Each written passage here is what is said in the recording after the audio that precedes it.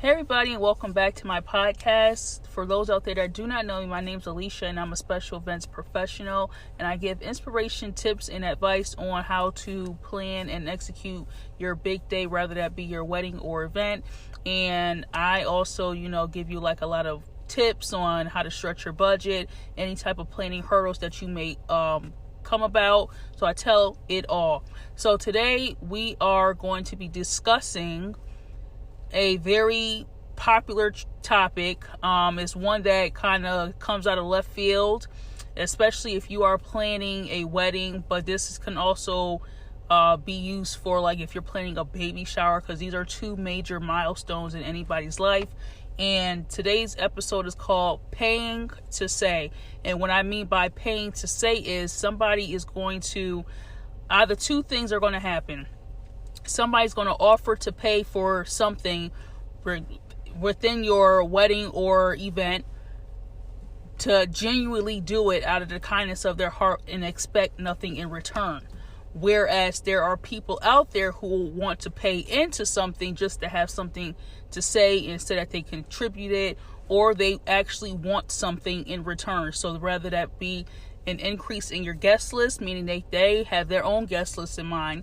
And even if the people that they want to come to your wedding or event, they just want to extend the invitation.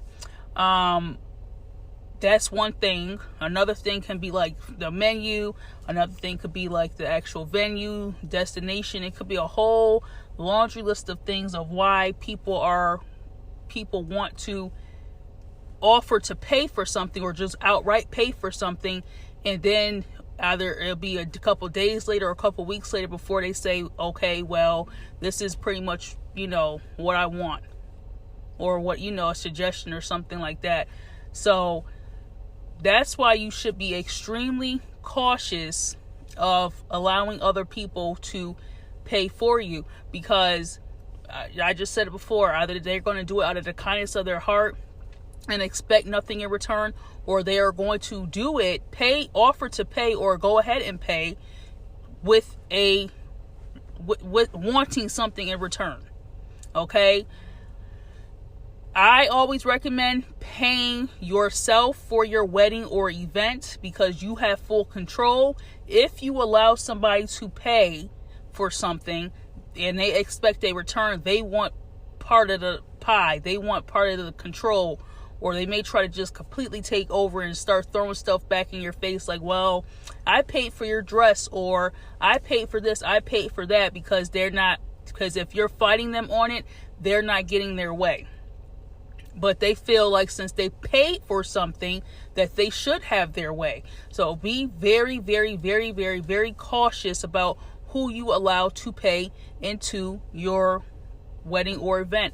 And this could come from a parent, grandparent, aunt, uncle, cousin, friend, anybody that is close to you that knows that you're getting married or having this event.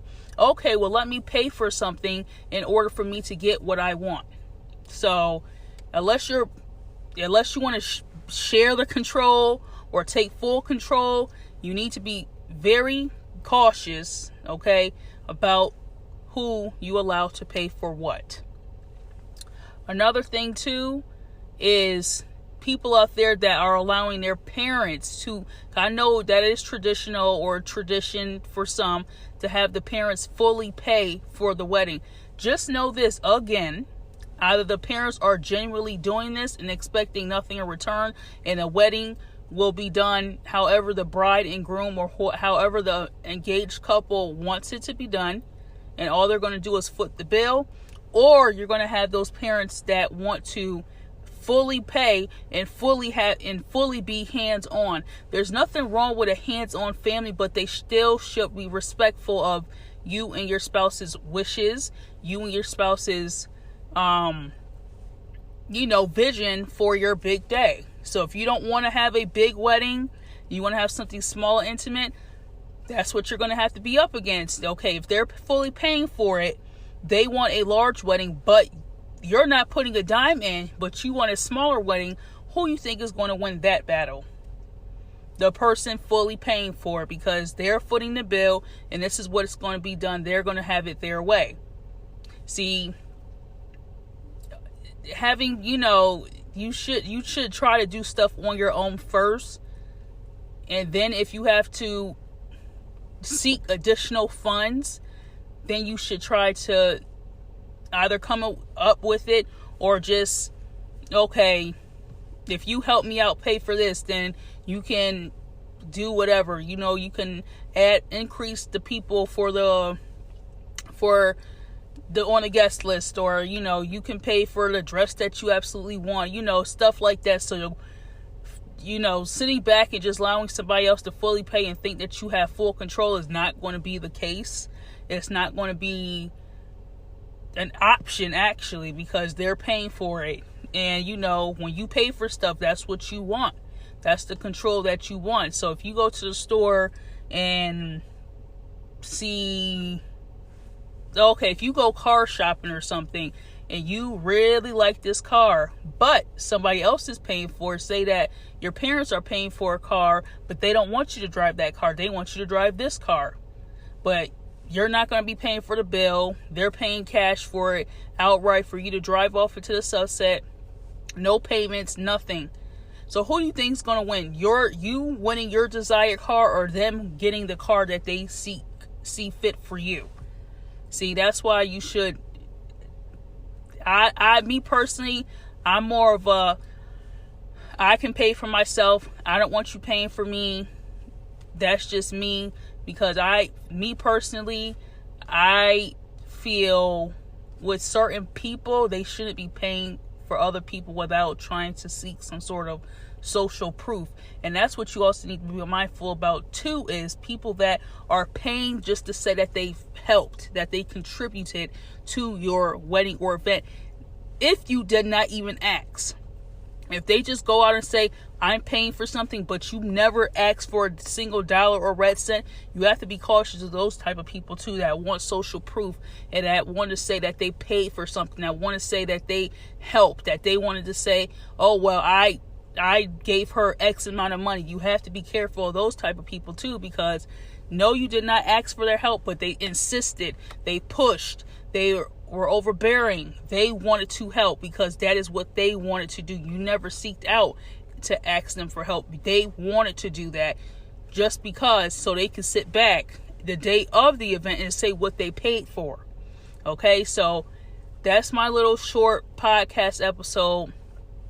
Pay to say, but what are they going to say after they pay? Just, the real question. What do they want in return, if they want anything? So be mindful of who you have paying, who you have contributing, who you have helping you, because they could fall into one of the three categories. They can genuinely do it out of the kindness of their heart. 2, they are seeking something in return. 3, they want to say that they done something for you, even if they are not hands-on. So you have to be mindful of those 3 types of people and see how you want to move forward with having them a part of your big day. You're not obligated to have your parents help you plan. You're not obligated to have siblings, aunts, uncles, cousins. You are not obligated to having anybody that you do not want to helping you. Okay?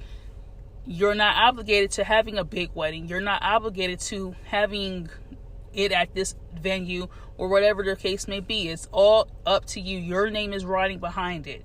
Okay? So stand strong, stand your ground. If you say no, that you don't want an increase in your guest list, then you need to stand on that 10 toes down and say, no, I do not want a big wedding. I want a small wedding, and that's what I'm going to have.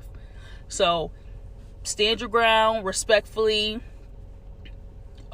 Don't fight for what you want. Fight for your big day.